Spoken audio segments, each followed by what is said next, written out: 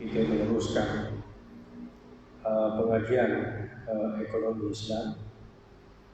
Jadi insyaAllah pada malam ini suka untuk saya membawa perbincangan berkenaan dengan asas-asas hukum muamalah. Jadi sebelum ini saya dah bawa beberapa mukadimah penting berkenaan dengan hukum ekonomi Islam. Mungkin saya refresh beberapa poin tadi, di mana ekonomi Islam ni luas. Dia mengandungi pelbagai segmen ekonomi, sama ada namanya sistem cukai, sistem pengurusan tanah, sistem hukum pemilikan seperti galian dan seumpamanya, dan antaranya ialah hukum muamalah. Antaranya hukum muamalah. Jadi malam ni kita cuba masuk dalam satu segmen berkaitan dengan bagaimana hukum muamalah dalam Islam. Jadi muamalah ni dalam bahasa mudah kita faham ialah hukum transaksi.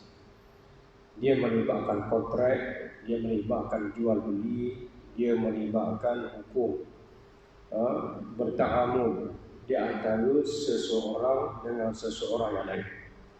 Jadi itu namanya sebagai hukum muamalah. Jadi hukum muamalah ni agak luas, dalam perbahasan fikih Islam. Tetapi di sana dia ada beberapa kaedah penting yang perlu kita faham menjadi asas kepada sesuatu hukum muamalah. Yang pertamanya ialah hukum asal muamalah ni semuanya harus. Hukum asal muamalah, bagaimana cara kontrak, bagaimana kita buat perjanjian, macam mana kita nak bertransaksi, kesemuanya adalah harus. Kecuali jangan masuk 3 unsur. Kecuali jangan masuk 3 unsur. Unsur yang pertama, jangan masuk riba. Unsur yang kedua, jangan masuk gharar. Hukum yang ketiga, jangan masuk apa dinamakan sebagai batil. Masuk ketiga unsur ini, dia akan mengubah muamalat daripada halal harus, dia akan jadi haram. Jadi sebab itu dalam hukum muamalat, asalnya haruf dan burden of proof itu ke atas orang yang kata haram.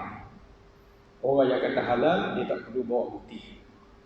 Bebanan bukti itu perlu dipikul, ditanggung oleh orang yang kata haram.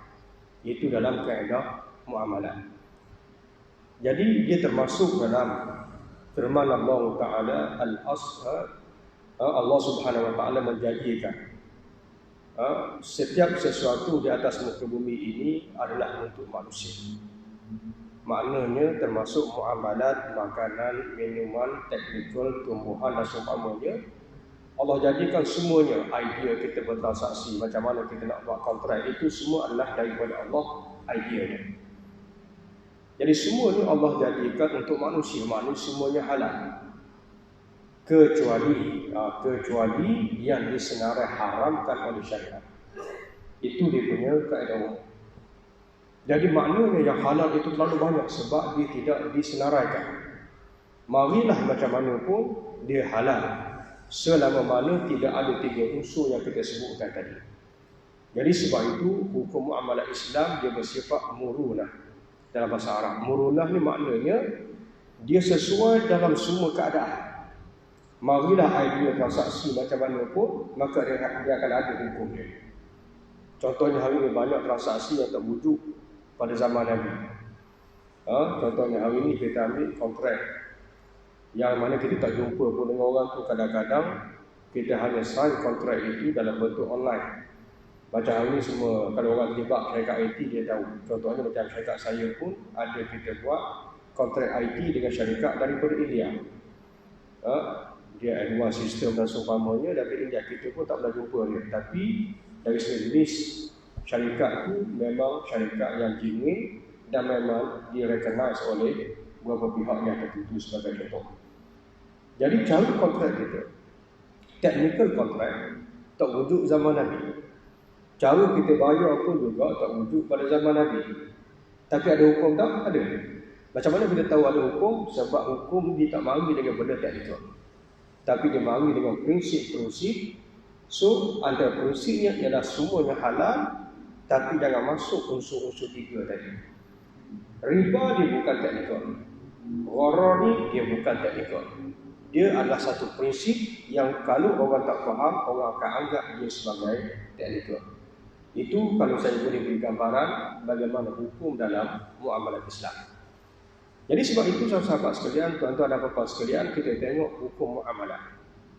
Sebenarnya hukum muamalat dari segi teknikal bukan Nabi SAW yang initiate, yang mula mencipta bentuk muamalat tersebut. Contoh kita belajar dalam hukum muamalat Islam, ada hukum mudharabah, ada hukum murabahah, ada hukum bai' salam dan seumpamanya. Kalau kita kaji hukum-hukum ini, sebenarnya macam mudharabah, kalau bahasa kita, kalau tak guna bahasa Arab, maknanya hukum saham, hukum mencarum, hukum kita share capital, hukum kita melaburkan duit kita, whatever nama. Tapi bahasa Arab orang panggil mudharabah. Kita nak barang kita pesan dekat orang, itu namanya bai' salam. Kesemua teknikal muamalat ini sebenarnya bukan Nabi SAW yang initiate. Tapi ini merupakan satu kaum yang sudah lama berlaku, wujud daripada pengalaman manusia, wujud daripada kehendak manusia. Orang meniaga nak barang, ini kehendak dia. Orang yang jual barang, ini kehendak dia. Maka dia wujud dengan pengalaman manusia. Tapi sebenarnya itu semua adalah ciptaan, anugerah, idea yang Allah initiate untuk manusia yang tak wujud dalam makhluk yang lain seperti binatang, jin dan seumpamanya. Baik. Tetapi dia sama macam hukum makan. Makan bukan Nabi yang initiate. Makan ini memang Allah jadikan manusia makan. Tapi di sana ada garis panduan. Contohnya dia akan makan benda yang haram. Apa dia yang haram? Contohnya makan khinzir, itu haram sebagai contoh. Sama juga dengan hukum muamalat.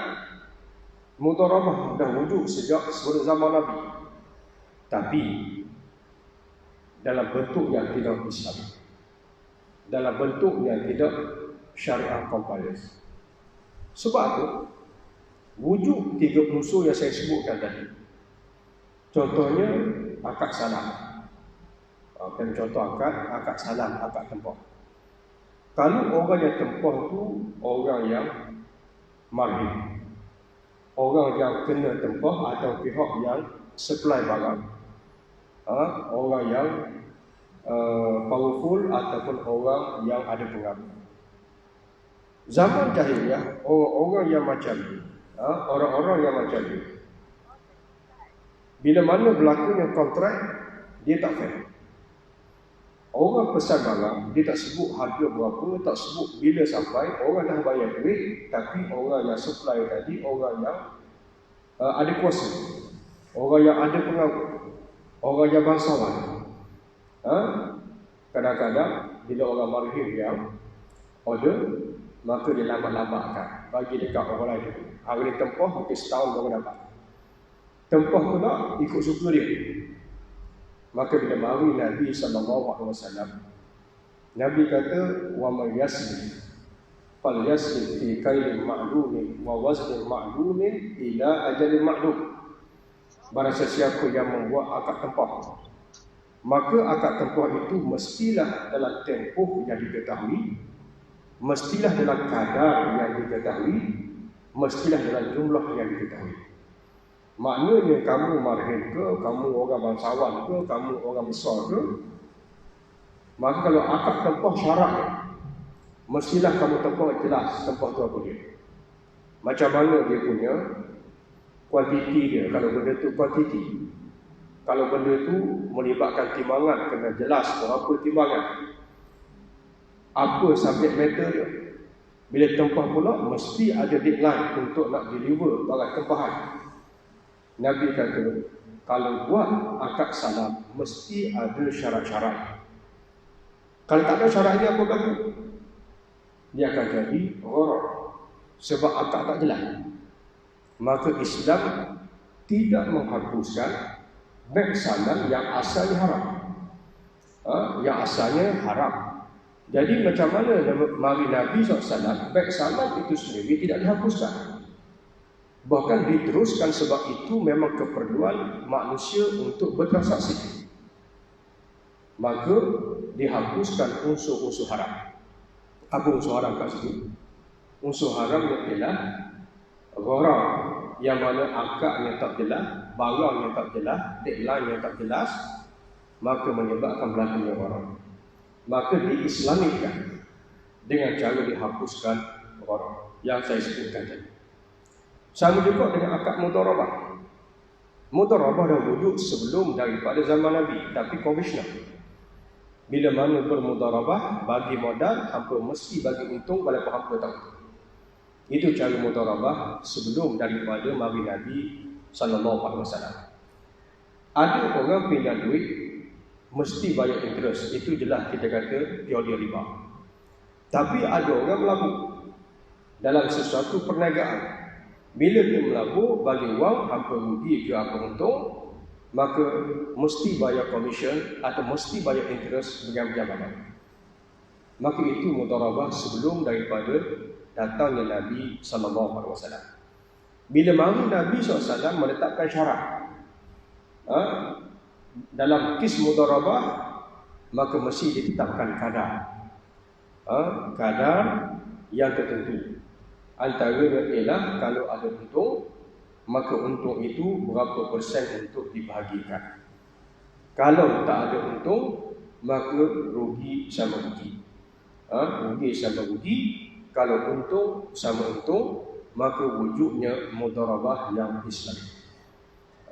Wujudnya mudharabah yang Islami. Jadi transaksi-transaksi yang seperti ini, termasuk contohnya hukum jual beli. Hukum jual beli sebagai contoh kita ambil sebelum hari Islam. Sebelum hari Islam, kalau kedai itu Menteri Mekah yang punya, Abu Jahal yang punya, Abu Lahab yang punya.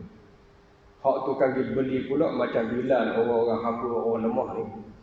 Masuk kedai yang pertama tak ada keluar, mesti membeli. Bila membeli pula, dia tak boleh pilih berapa harga tanya dan bayar. Bila dia masuk, dia mesti beli. Bila beli pula, dia akan diberikan batu. Batu ni kena baling dari belakang. Kalau balik ke depan tu, dia tarik. Paling belakang, balik ke belakang. Mana-mana baju, pakaian, kalau kena batu, dia wajib beli. Kalau tak beli, siap, kena tunggu. Kalau bahasa mudah disebut, siap, kena tunggu. Kalau tak beli. Kalau tumbuk, tak ada orang akan value. Sebab tukang tumbuk tu adalah owner atau penjaga kedai. Kedai itu dimiliki oleh pembesar-pembesar Mekah. Jadi bila mari Islam, naha Rasulullah SAW an bai'il hasan. Rasulullah melarang daripada jual beli secara lontaran batu, macam saya sebutkan tadi. Tapi jual beli itu sendiri tak diharamkan, sebab dia memang menjadi keperluan. Macam mudharabah itu sendiri tak diharamkan, tapi yang diharamkan ialah riba yang ada pada mudharabah. Sama juga macam saya sebutkan tadi, yang diharamkan ialah bukan salam, bukan akad tempah, tapi yang diharamkan ialah gharar yang ada pada akad tempah. Dan begitulah cara mengislamikan produk-produk kontrak yang ada pada zaman Nabi SAW. Saya tengok ada orang tulis bahawa mudharabah, salam, al-bunuh dan seumpamanya adalah diinisiasi oleh Nabi SAW. Tidak. Macam saya sebutkan tadi, semua perkara ini mari daripada pengalaman kemanusiaan sejak daripada zaman berzaman. Cuma yang jadi haramnya masuk unsur haram. Yang jadi halalnya bila unsur haram itu dibuang. Itu kunci dalam mengislamikan produk-produk kontrak sejak daripada zaman Nabi SAW. Jadi sebab itu tuan-tuan dan puan-puan sekalian, bila kita faham tiga unsur tadi menjadi faktor haram. Sebab apa saya kata tiga unsur? Sebab yang ini disebutkan oleh Ibn Arabi dalam kitabnya. Dalam kitabnya, dia sebut apa dia? Hadis-hadis Nabi yang menyenaraikan faktor-faktor haram. hadis-hadis Nabi yang menyinaraikan faktor-faktor haram. Sebab asalnya semua harus. Jadi kita kena tahu mana yang haram, baru kita boleh kata itu hukumnya haram. Jadi macam mana senaraikan benda yang haram, semua mesti ada dalil. Jadi segala nas yang berkaitan dengan mengharamkan sesuatu kontrak ada ratusan hadis. Tapi ratusan hadis pula bila dimurnikan balik ada yang dhaif ataupun ada yang mawdu' dan seumpamanya, maka total tinggal dalam 70 hadis lebih. 70 hadis lebih pula dikompres lagi. Kenapa berlakunya haram dalam 70 lebih hadis? Maka kenapa itu jawapannya kembali kepada 3 sebab. Yang pertama riba, yang keduanya gharar, yang ketiganya ialah batil. Nanti saya akan terangkan satu-satu ketiga perkara ini. Sebab salah satu ni pun walaupun sebut 3 nampak kecil, tapi kalau kita faham satu-satu, ni pun panjang juga cerita dia. Nampak riba saya rasa 2 atau 3 siri kuliah baru kita boleh bincang keseluruhan bab riba. Sebab riba ni pun ada banyak jenis, gharar pun ada banyak jenis. Contohnya batil, ada banyak cara. Batil itu termasuk contohnya judi, maisir, tipu, menghiaskan barang yang tak sepatutnya dihiaskan. Ini faktor-faktor yang menjadi subtopik kepada faktor yang kita sebutkan sebagai faktor batil. Okey. Jadi ketiga unsur ini dia menjadi faktor haram. Ya? Tak apa.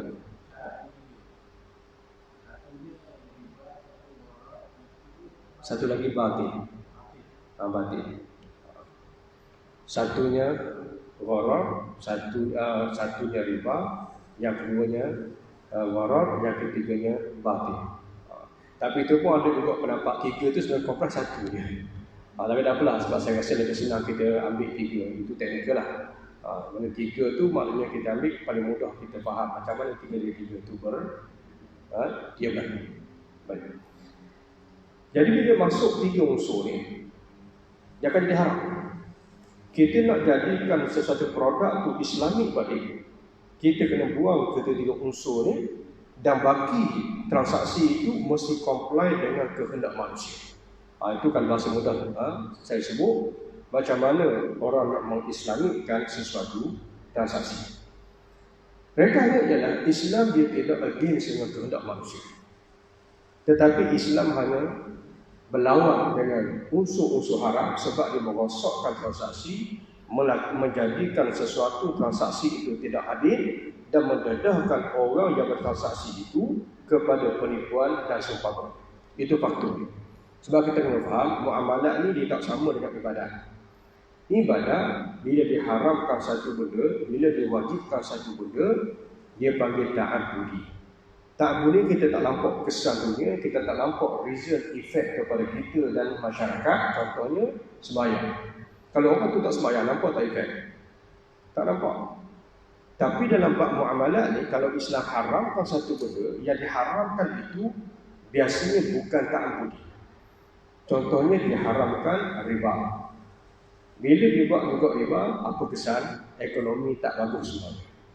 Bila kita terlibat dalam sesuatu transaksi gharar, biasanya gharar itu menyebabkan kita terdedah kepada penipuan. Kalau kita terlibat dalam transaksi batil, biasanya akan bergaduhlah bila kita masuk dalam transaksi batil. Jadi sebab itu, setiap isu-isu muamalat dia akan memberikan kesan kepada kehidupan ekonomi kita tak sama dengan hukum hakam ibadat. Itu bezanya. Jadi sebab itu, setiap unsur-unsur yang haram itu perlu dibersihkan daripada transaksi, maka dia akan mengubah transaksi daripada haram, maka dia akan jadi halal. Jadi sebab itu tuan-tuan dan puan sekalian, bila kita faham kaedah ini, kita faham dan bagaimana kita nampak untuk menjawab. Orang kata hari ini baik Islam, takafur Islam, semuanya tak Islamik sebab semuanya mari daripada konvensional mereka. Itu salah. Soalannya, kalau benda itu mari daripada konvensional, adakah dia akan totally non-syariat compliant? Jawapannya, tidak. Sebab apa tidak? Sebab produk-produk kontrak hatta zaman Nabi pun asal dah wujud sebelum Nabi datang. Tapi bercampur bau dengan riba, gharar, batil. Nak kata bila mana wujudnya unsur haram dalam satu muamalah, maka transaksi itu sendiri perlu dihapuskan, maka dia akan menyusahkan manusia. Sebab transaksi itu adalah keperluan kepada manusia. Jadi sebab itu tuan-tuan sekalian, baik salah. Sebelum zaman Nabi tak ditetapkan kadar, tak diletakkan deadline, maka menyebabkan bila mana berlakunya kontrak salah, kalau orang yang supply itu orang yang ada power di Madinah, kalau dia kata, aku tak boleh tahu bila aku nak deliver, setahun dia tak bagi, 2 tahun dia tak bagi. Jadi orang yang order dengan dia nak ambil tindakan tak boleh, sebab yang supply itu ada power. Maka di situ mendedahkan kepada penipuan dalam transaksi. Jadi gharar itu sendiri sebenarnya merisikokan kontrak. Bila merisikokan kontrak, maka perlu dibuat untuk menyelamatkan kontrak dan ekonomi. Maka Islam tak mari dengan menghapuskan terus salam. Sebab apa? Sebab ada gharar, tidak. Sebab salam itu sendiri, akad pesan, akad tempah itu sendiri adalah keperluan. Tapi dia akan hapuskan unsur-unsur haram yang kita sebutkan tadi. Cuma yang macam saya sebut teknikal kontrak, dia pelbagai. Dia pelbagai. Zaman Nabi ada mudharabah, ada murabahah, ada akad salam dan seumpamanya. Zaman kita ni pula macam-macam kontrak. Hak mari kod online, hak mari transaksi ni, mari transaksi ni, pelbagai cara pula dalam zaman kita. Jadi sebab itu, walaupun mari macam mana bentuk kontrak pun, ulama nak fatwakan sama ada halal atau haram, maka dia kena pasti 3 unsur tadi wujud ataupun tidak dalam kontrak-kontrak itu. Kalau wujud, kena buang unsur dia. Bila buang unsur, maka dia akan jadi halal. Contoh saya senang. Dalam kontrak takaful yang asalnya insurans. Dulu saya pernah cerita sebenarnya insurans sendiri pun bukan asalnya insurans. Sebenarnya asalnya Islamic system daripada hukum zakat yang di-apply, kemudian modify masuk ke negara barat zaman Renaissance. Dia orang akhirnya jadi insurans, akhirnya jadi mutual insurance. Berlalunya masa hak mutual tadi dah jadi commercial insurance. Bila menjadi commercial insurance yang asalnya mutual, yang tak ada riba, tak ada gharar, tak ada batil, berubah jadi commercial insurance dan masuk unsur-unsur haram. Bila masuk unsur haram, maka dia jadi haram. Bila umat Islam dah hilang kerajaan, hilang sistem, hak mari barat ni pula masuk dalam negara Islam. Kita masuk pula nampak insurans commissioner, maka hukumnya haram. Tapi kita tak nampak sebenarnya coverage dalam insurans itu sebenarnya diadaptasi dari Islamic tax system dalam khilafah. Cuma berlakunya evolusi, dia jadi mutual insurance, halal lagi, berubah jadi commercial insurance, jadi haram sebab ada unsur-unsur haram. Masuk ke negara kita nampak hukumnya adalah haram. Okay, baik. Bila hukumnya haram, adakah insurans itu perlu dihapuskan? Ataupun perlu dihapuskan unsur-unsur haram yang ada dalam insurans? Itu dia punya isu dia. Insurans itu sendiri dalam satu sudut negara yang tanpa ada Islamic sistem, macam saya sebutkan asalnya daripada sebahagiannya adalah mari daripada hukum hakam yang berkait dengan undang-undang dalam sistem pemerintahan Islam. Mari dalam konvensional dia jadi hukum ekonomi, sepatutnya hukum undang-undang. Dalam Islam macam saya pernah ceritakan itu dalam kuliah kita, benda yang dibincangkan dalam takaful atau insurans hari ini dalam sistem Islam, topik itu bukan dalam ekonomi. Topik kita bincang kalau putus tangan berapa insurans nak bayar itu hal dan topik ekonomi. Tapi dalam sistem Islam, topik yang sama, dia tak bincang dalam hukum ekonomi. Dan dekat mana dia bincang? Dia bincang dalam hukum perundangan. Dekat mana? dekat al-qatlu syibul amdi ataupun dalam bahasa lainnya dalam bab yang berkaitan hukum qisas. Kalau orang tu bawa kereta cuai, langgar orang, putus tangan. Okey. Dalam hukum Islam, isu itu berada di bawah hukum qisas. Bila duduk bawah hukum qisas ni bila mana kecederaan ataupun kematian yang tak sengaja, maka dia kena bayar pampasan. Dia kena bayar dia. Dia tu berapa nak bayar? Kalau tuan-tuan buka kitab-kitab fiqh besar, berapa berbincangnya. Satu jari berapa, kulit yang tercana berapa, kalau telinga putus yang tak cacatkan penerangan berapa, hukum dia dah bincang semua benda. Tapi bila hukum qisas tu hilang daripada sistem negara, macam saya ceritakan hari itu, akhirnya coverage itu ditransfer dalam bentuk mutual insurance, kemudian jadi commercial insurance. Kemudian akhirnya coverage kecederaan, kemalangan semua sekali hari ini dibincangkan dalam isu insurans. Padahal dalam Islam dibincangkan dalam sistem hukum. Tapi kiri kanan ke belakang depan, coverage itu adalah diperlukan. Coverage itu adalah diperlukan. Maknanya nak buang totally insurans dalam konteks negara yang tak ada sistem qisas adalah perkara yang bagi saya agak menyusahkan. Menyusahkan. Maknanya insurans itu perlu. Bila perlu, tapi ada unsur haram. Macam mana kita buat? Adakah kita kata insurans perlu dihapuskan sebab haram? Tak boleh. Sebab insurans itu sendiri bukan Islam yang initiate, bukan kafir yang initiate, tapi itu memang satu sudut keperluan dalam menampung benda-benda yang melibatkan kecederaan dan seumpamanya. Tapi evolusi itu asalnya Islam, jadi komisioner, masuk balik dalam negara Islam. So apa nak buat? Macam anda sebut tadi, mudharabah. Mudharabah asalnya masuk hukum unsur riba. Mari Nabi, dia tak hapus mudharabah, buang unsur riba, akhirnya mudharabah jadi Islam. Sama juga insurans, walaupun tak wujud zaman Nabi, tapi dia hari ini dalam bentuk kontemporari mungkin keperluan. Sebab nak cover macam-macam orang accident dan macam-macam, maka ia adalah satu keperluan yang kita tak boleh nak kata haram, hapuskan totally insurans dalam masyarakat kita sekarang, maka dia adalah perkara yang bagi saya realiti hari ini adalah impossible. Baik, so bila macam tu, macam mana nak buat? Dah benda perlu, tapi kalau buat haram.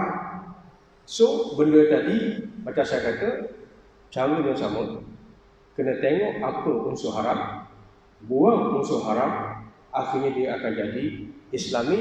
Maka hari bila Islami, orang panggil takafur. Okey, orang panggil takafur.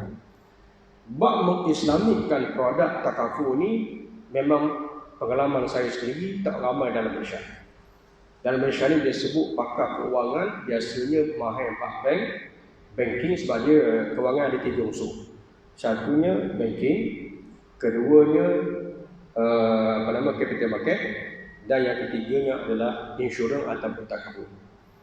Ketiga-tiga bidang keuangan ini totally berbeza. Orang yang mahir bab banking belum tentu dia boleh mahir bab takafur, sebab isu kontrak tak sama antara banking dengan takafur. Unsur haram dalam takafur juga tak sama dengan unsur haram dalam banking, tapi banking dengan investment ataupun capital market dia tak jauh sangat beza hukum syariah dia. Tapi masuk bab insurans dia sangat berbeza. Sebab saya tahu tu sebab saya agak lama dalam insurans ni, sebenarnya pada tahun 2004 saya dalam insurans memodify conventional product insurans jadi Islamic. Antara hak yang paling besar yang saya pernah terlibat ialah membuat produk untuk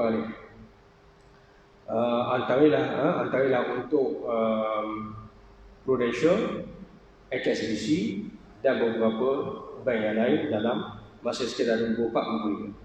Baik. Saya ambil contoh tadi. Takafur. Apa unsur haram dia?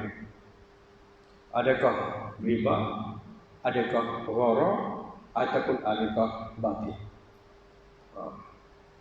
Saya tengok ramai orang kata takaful ni haram sebab riba. Ada yang kata takaful ni haram sebab gharar. Betul salah? Kalau riba ni sebab orang kata sebab kita bayar ujian, kalau aksiden kita dapat ujian. Tak sama kita bayar dan kita terima, sebenarnya itu bukan riba. Sebenarnya itu bukan riba. Sebab riba ni ciri dia bila kita bayar kita dah determine berapa kita akan dapat. Tak sama dengan bentuk yang kita bayar dalam bentuk wang dengan wang atau aslaf ribawi. Tapi ini bukan melibatkan aslaf ribawi. Sebab dalam insurans dia ada satu istilah di antaranya disebutkan sebagai insurable interest. Insurable interest ni maknanya kalau kita bayar bagian dapat coverage. Coverage tu biasa dia tak boleh lebih daripada tahap kadar kecederaan ataupun kerugian yang kita alami. Cuma bila orang kira total tu adalah lebih tu, tapi biasanya dia tak lebih daripada kadar yang sepatutnya adalah dia boleh sejarah. Baik. Mereka ceritanya dalam takaful ni haram ni bukan riba. Haram ni bukan gharar. Sebab gharar ni maksudnya ialah masa kita beli insurans, kita tak tahu lagi sama ada kita berkemalangan ke tidak. Adakah kita akan claim ke tidak. Kalau kita claim, adakah banyak ke sikit, kita tak tahu. Bila tak tahu, orang kata itulah faktor haram sebab dia gharar. Tapi kalau kita tengok balik, so kalau takaful, apa beza dia? Sama juga. Sebab apa insurans kita kata haram, takaful kita kata halal, padahal elemen dia sama. Dalam takaful pun sama, kita bayar duit, kita tahu sama ada aksiden ataupun tidak. Kalau aksiden pula tak tahu berapa kos kerugian yang kita akan terima papasan dari pihak takaful, ada bayaran dari pihak takaful.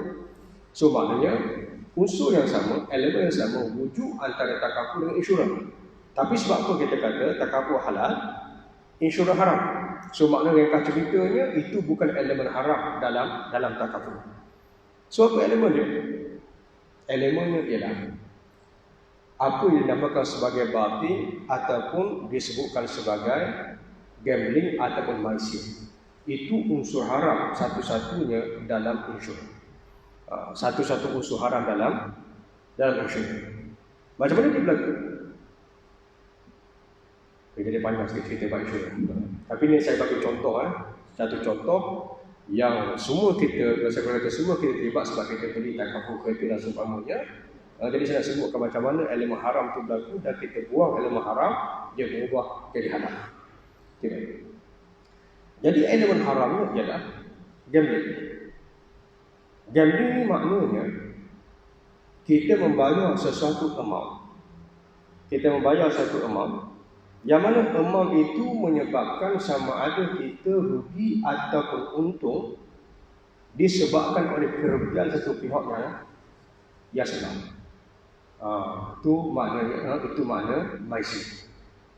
Makna maisir maknanya kita letak duit, orang tu mungkin dia buat something yang mana bila berlaku sesuatu dia akan rugi di atas keuntungan kita, dan ataupun sebaliknya kita rugi disebabkan keuntungan dia. Itu makna maisir. Tak sama dengan muamalah lain, contohnya jual beli. Jual beli, kita bagi barang, dia bagi duit. Maknanya untung sama untung.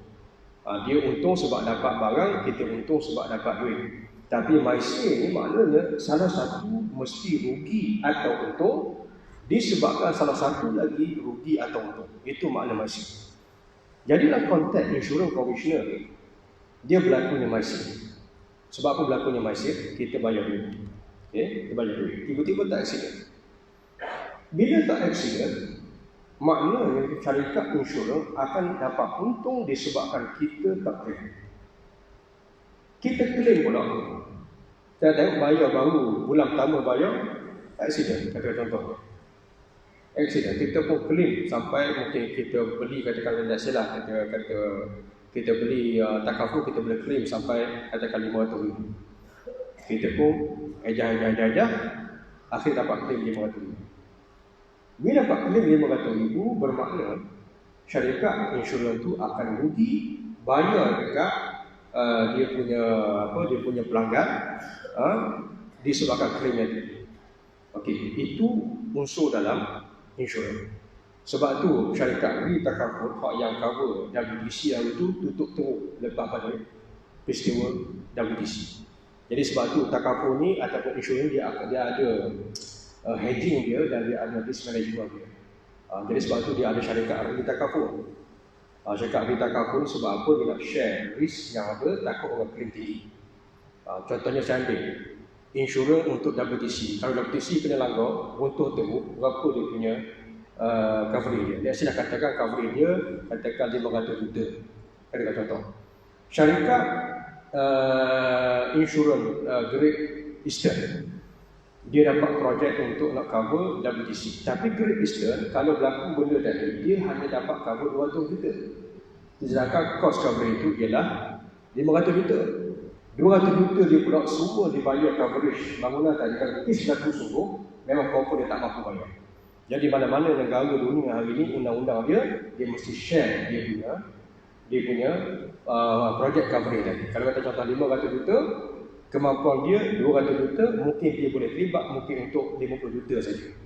Jadi 50 juta baki hak lain tu dia kena bawa kepada reinsurance. Jadi reinsurance akan cari takar-takar insurans lain yang boleh share cover bangunan tadi.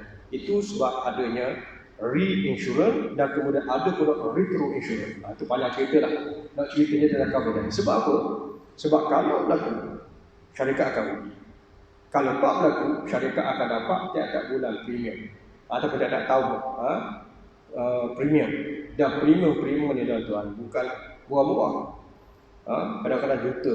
Kadang-kadang kalau syarikat korporat saja pun kadang-kadang 2,000 setahun orang bayar.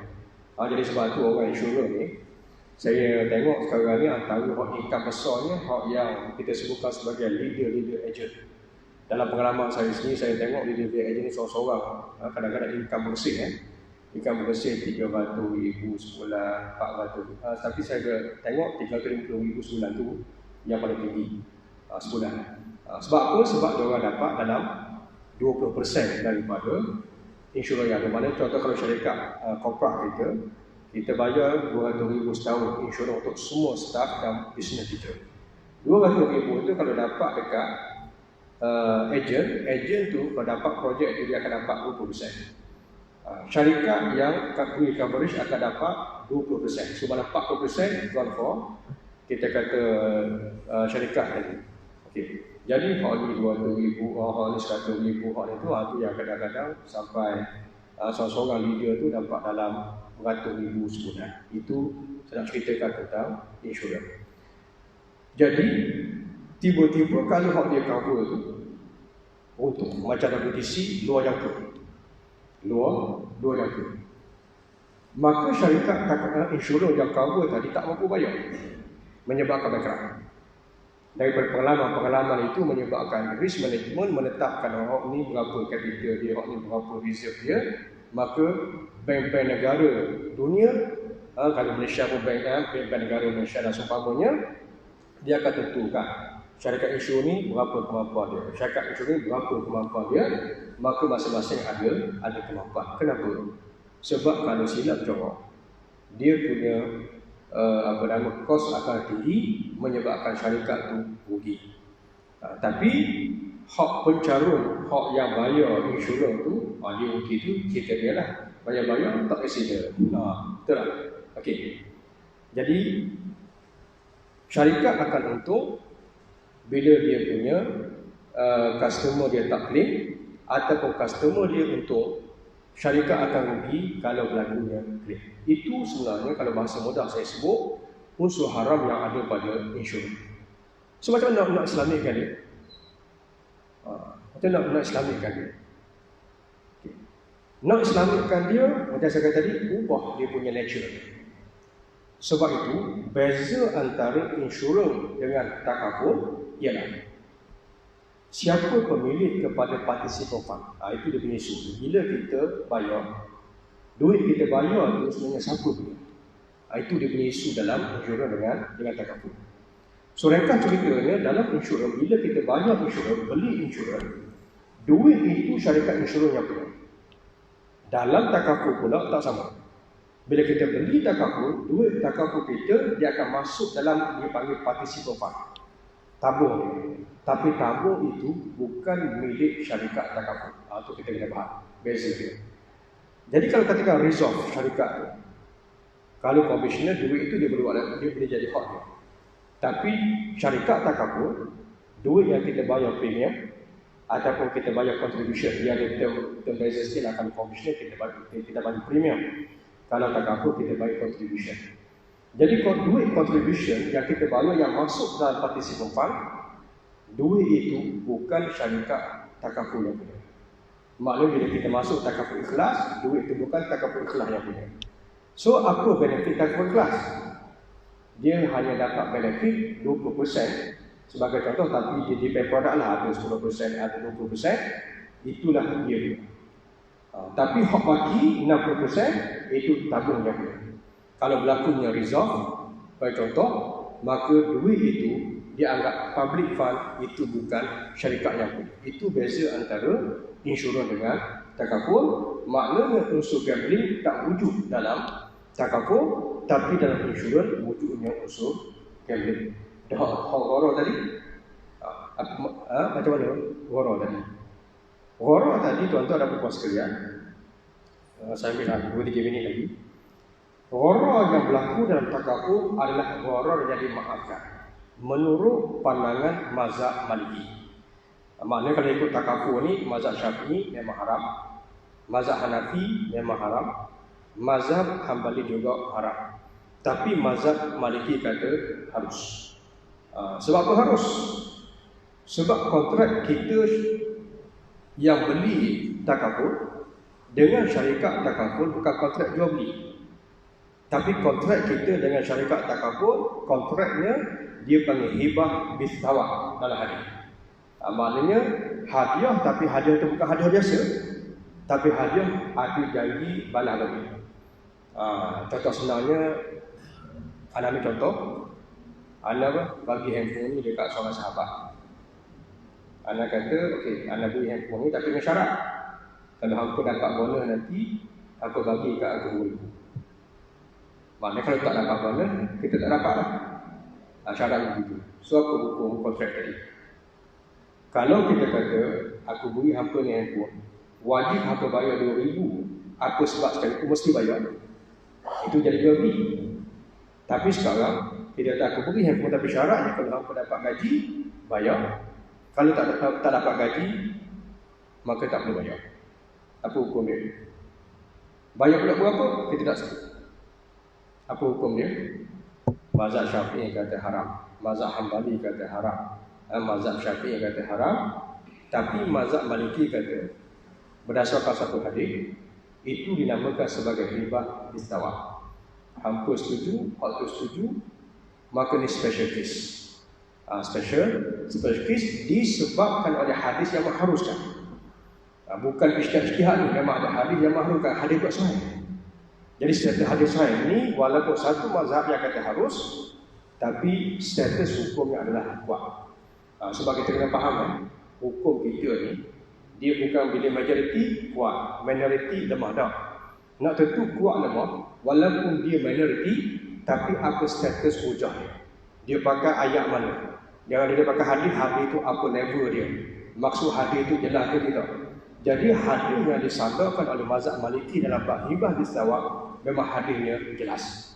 Hadis yang jelas, maknanya pun jelas, maka sandaran mazhab Maliki itu menjadikan takaful kita harus berdasarkan mazhab Maliki.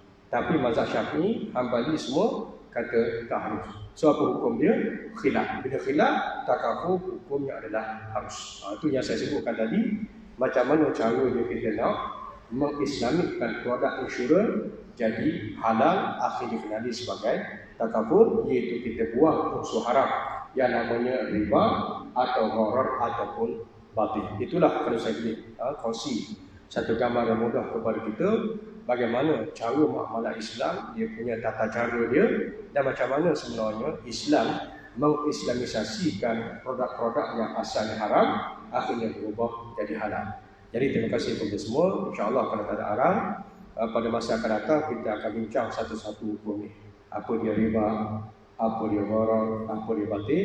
Tapi kadang-kadang mungkin saya tak, kadang-kadang sebab saya banyak tempat belajar. Kita duduk sini dah 4 bulan lebih dah kita postpone hari itu. Bulan lepas saya ambil topik lain. Malam ni saya tak ingat sampai mana last itu saya. Saya pudahkan sebab saya ada susun modul untuk pelayan ekonomi ni. Cuma saya insya-Allah bulan depan kalau kita start dengan topik muamalah, antara unsur yang pertama ialah riba, yang keduanya gharar, yang ketiganya ialah batil. Insya-Allah bulan depan kita mula dengan isu riba, apa itu riba dan bagaimana riba dia. Wallahu ta'ala alam. Aku lupa lihada wa astagfirullahal azim wa lakum. Wassalamualaikum warahmatullahi wabarakatuh.